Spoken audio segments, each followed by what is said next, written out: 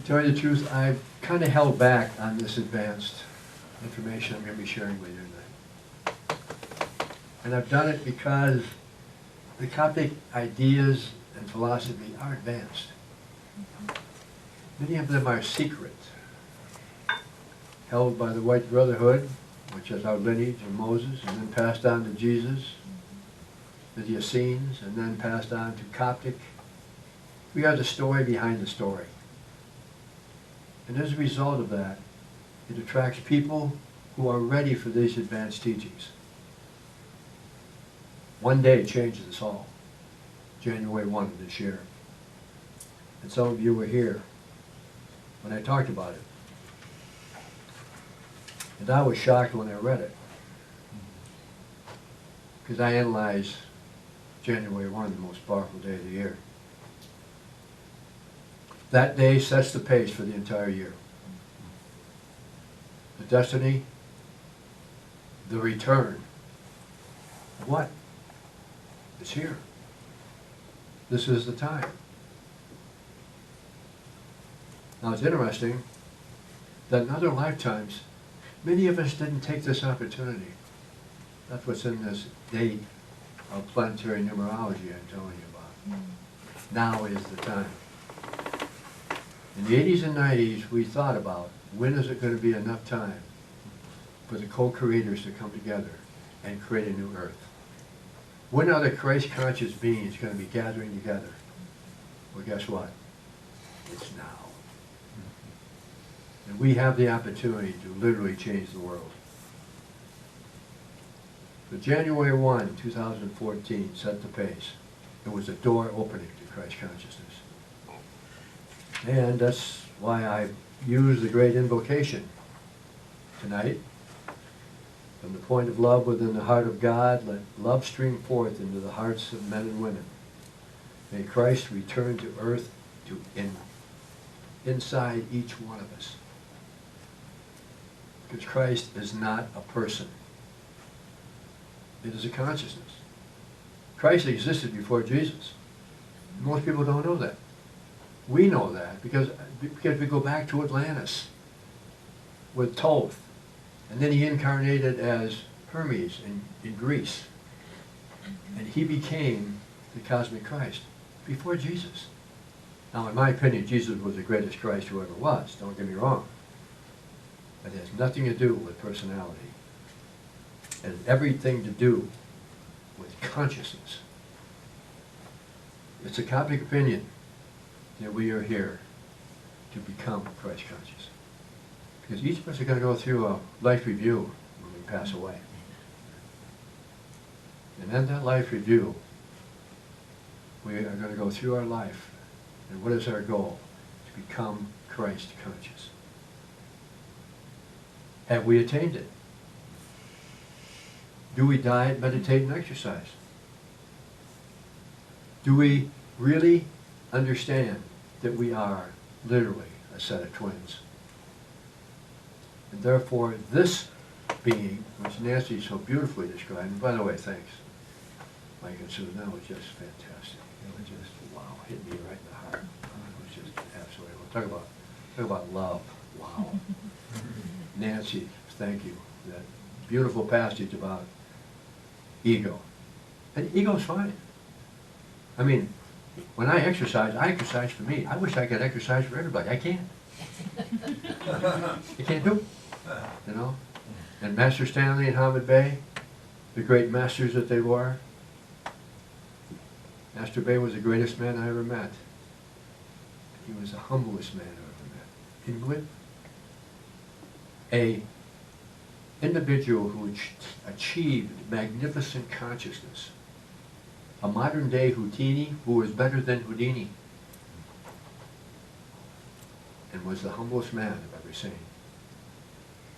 Because the foundation of all Christianity, or Christ consciousness, is humility, love, and service.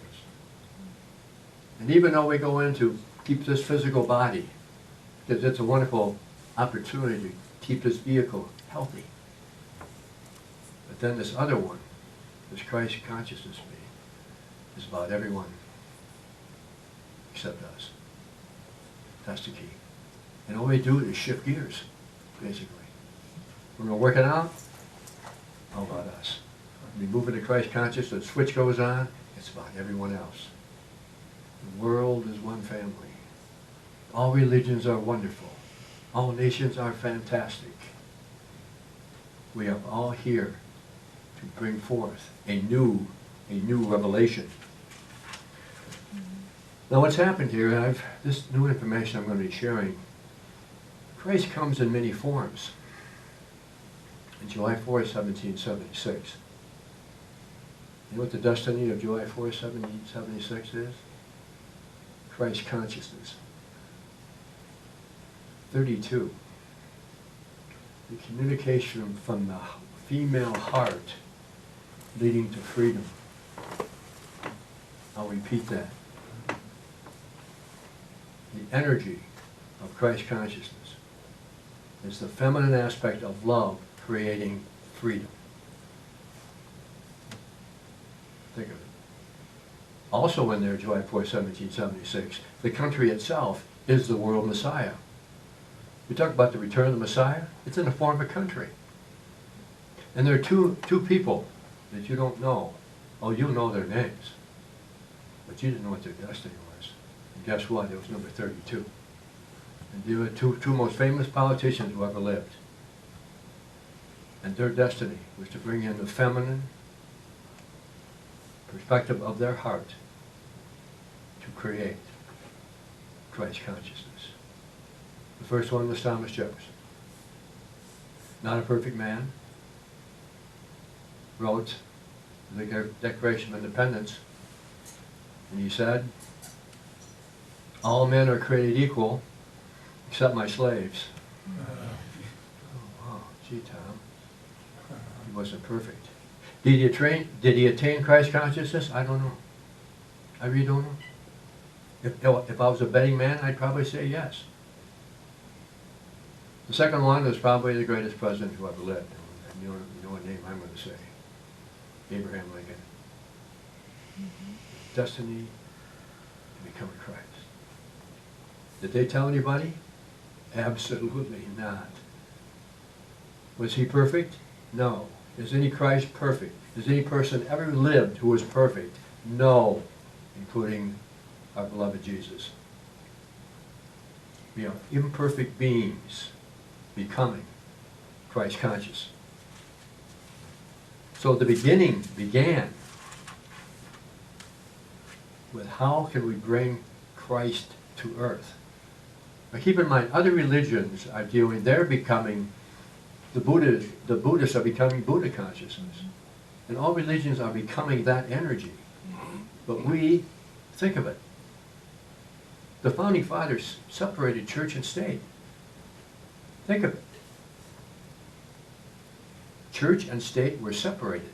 So even though the destiny, and the Founding Fathers knew this, they knew the secret of the language of Masonry. Therefore they kept all this a secret. And now it's time, I think, to reveal this kind of thing, because we are ready to move into Christ consciousness. Where do we begin? There's some wonderful people sitting in this room right here. You're on your way. I know you are. But it really starts what I call programming, reprogramming. How can we imperfect become Christ conscious? By reprogramming ourselves into Christ consciousness. And I'd like you to start every day, starting your day, by going into meditation, by saying to yourself, and you can even whisper it or say it, this is going to be the greatest day ever. The greatest day ever. I am love, I am joy, I am peace, I am strength, I am might, I am power, I am success, I am happiness, I am light. And that did it. That's your goal. And I want you tonight to say, I will become Christ conscious. And you will be directed to the books, the speakers, the conferences. You will be drawn. And you will know when you're on the path. Because the two most powerful things in life is habit Every day, wake up. No matter how you feel, wake up and start the process of reprogramming. And then don't forget your lemon water. And when you've done it every day for 50 years,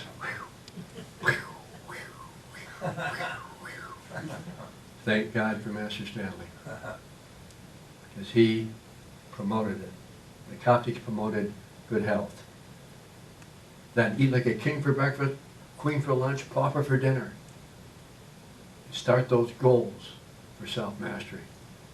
And when you say you're going to do something, do it. And you know who benefits the most? You. The self-respect. And I feel it when I pick up my exercise bag. I go to the Y. Oh, I don't want to do this today. Pick it up. Go to the Y. And I can always tell when I get through with my working out. Guy with a smile on his face, I know he's just finished with his exercise. The guy who came there felt like me. Oh my God. But you will gain from that, and you will be healthy. I went to my high school reunion. One of my buddies came up to me and said, you know, you and I are the only healthy people in this room. I said, man, and I graduated from high school with these wonderful people in East Grand Rapids. We were the only healthy people in the room. And I know he exercises and diets and meditates. So it begins with the first step. And if you fail to do it, some days you're going to miss. Pick yourself up, dust yourself off, and start over again. My gosh, I'm going to do it this time. Forgive yourself too, by the way. And the theater of the mind, which many of you know, many times in my life, when I haven't done what I said I was going to do, I go into this little state of mind, take myself into that theater of the mind, and I forgive. And I walk up in the chair, sit in one chair, and across from me is me. And I say, John, I forgive you. Tomorrow, you're going to do it. That's what I ask you to do. Set your goals. Remember, this whole new Christ conscious thing is think big. Think the biggest you can ever think. Homeless find homes, hungry find food, sick and injury healed, world peace, world unity, world sharing, with prosperity. Pray for the politicians. Pray for them to empower the women in their country, make them equal to men. Get rid of the slavery in your country. And don't forget, every country is your brother and sister, and all children are your children, and all religions are wonderful, and all nations are created equal, and we're all one big family. Magnets. Because we're in the age of Aquarius. We could start this in any air age. It could be Gemini. Could be Aquarius. Because we are here to recreate the earth. That's what we're here to do. That's how powerful you are. And all you have to do is say, after your prayers, this is about everyone except me. That's the key. Nancy said it. We've got to move off that old twin of the ego shining. And not that it's wrong to be successful. Yes, it is right to be successful. What is the motive here? The motive now, I'm here for everyone. And you look at Jesus when he became a Christ, was the baptism.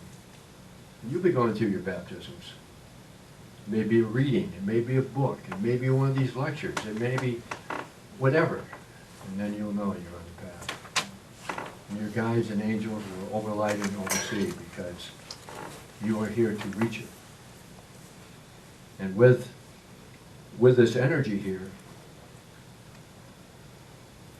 think of it. We are co-creators. That's what we are here to do. And in my workshop, I'm going to be talking about something that's not been shared very often. We know the 7 chakras. From the base, from here, right? We've got 6 more to go.